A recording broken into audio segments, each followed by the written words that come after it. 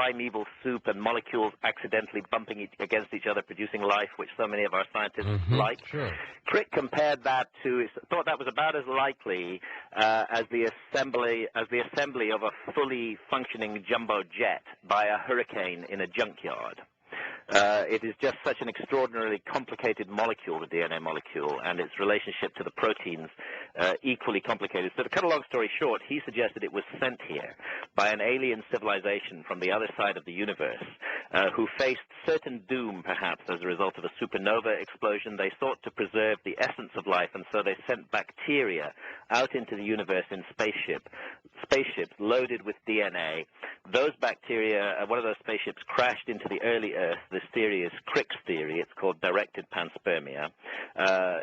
Its cargo of bacteria spilled out and started reproducing and evolving, and eventually became us. And that's honestly how Francis Crick, the Nobel Prize winner, saw the beginning of life on this planet. Now, if by chance he was right, and we can't dismiss that, the man won a Nobel Prize, after all, for the study of DNA, then we have to consider another possibility, which is that that supposed civilization on the other side of the galaxy that sent DNA to this planet may have genetically engineered that DNA. It's recently been discovered that DNA is a fantastic recording medium.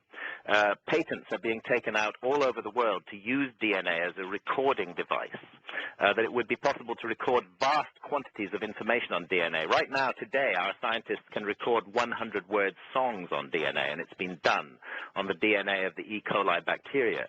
But the evidence suggests that its storage capacity is limitless, perhaps even enough to record the entire knowledge of a civilization. So that's the idea, that maybe on so-called junk DNA, which is 97% of our DNA, only 3% of our DNA is involved in genes. The rest we don't know what it does, and the scientists call it junk DNA. Maybe that contains and has contained since the beginning of evolution recorded messages, interactive recorded information from our makers, waiting for the evolution of a creature that would be able to understand those messages and decode them. And the suggestion is that creature is us, and the decoding method is altered states of consciousness. So this is a parallel possibility that I review in Supernatural, along with the possibility that spirit worlds are real, which I repeat is my favorite of the two possibilities. First-time caller line, you're on the air with us. Good morning. Oh, hi, my name is Rick from San Diego. Hey, Rick. Hi, it's an honor to be on your show, George. Thank you. One comment I wanted to make was I want to make a comment and ask a question of sure. Hancock.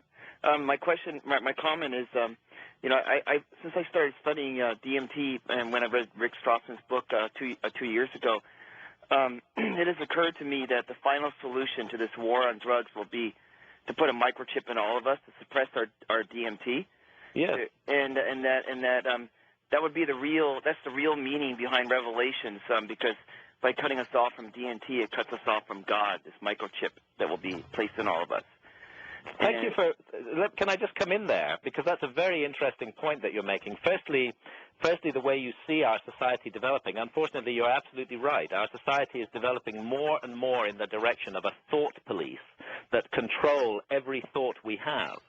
And for those thought police, the powers that be in the states that run our lives, the DMT molecule is particularly terrifying because it is, in fact, as you rightly observe, produced by our own brains.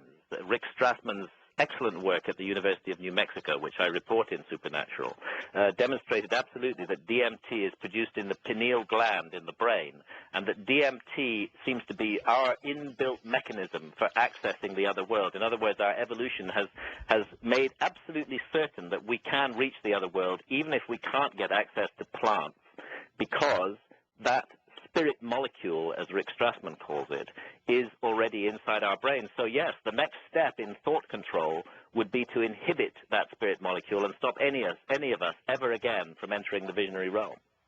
All right, let's go to our wild card line. It's your turn. Thanks for holding. Hi, George. It's a pleasure to talk with you again. Thank you. Mr. Hancock, I look forward to reading your book, first of all. Thank you. And I'm struck by some symbolism here. You mentioned earlier that there was an image on a cave wall of a human with horns and hooves. Yes, and the earliest image ever painted by our ancestors to have come down to us. Interesting. That conjures up, for me, to my mind, that's reminiscent of the age-old worldwide symbol of the devil. And then you said that a probable variant of the goat of Mendes.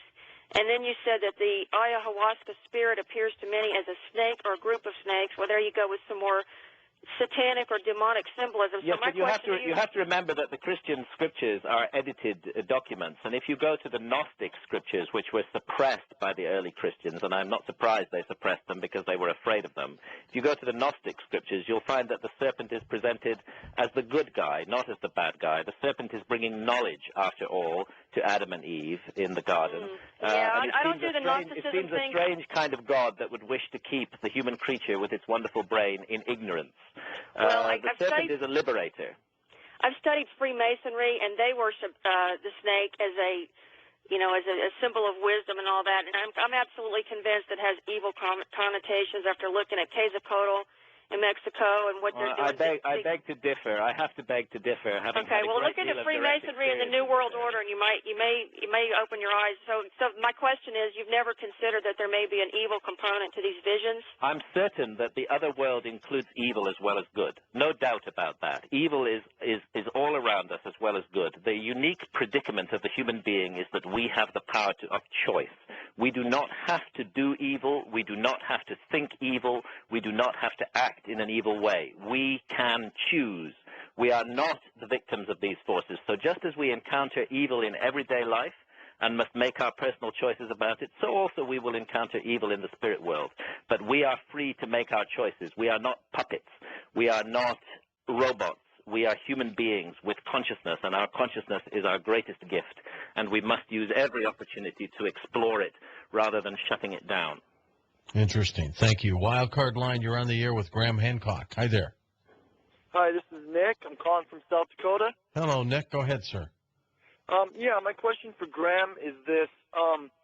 I've been taking some medication, basically just for some mental disorders and such, and I've always kind of had strange feelings. I don't really care to take them, but I'm kind of concerned about getting off of them. I tried that before, and it had some pretty bad repercussions. But I'm wondering what the adverse effects may be of taking something like that, and if there's. You mean prescription? You mean prescription medications?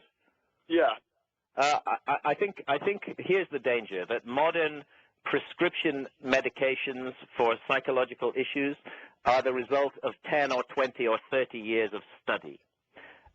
Our scientists, in other words, don't really know what they're doing. They deal out all these antidepressants and various other kinds of psychological drugs, but their track record, their testing period in the human race is 10 or 20 or 30 years.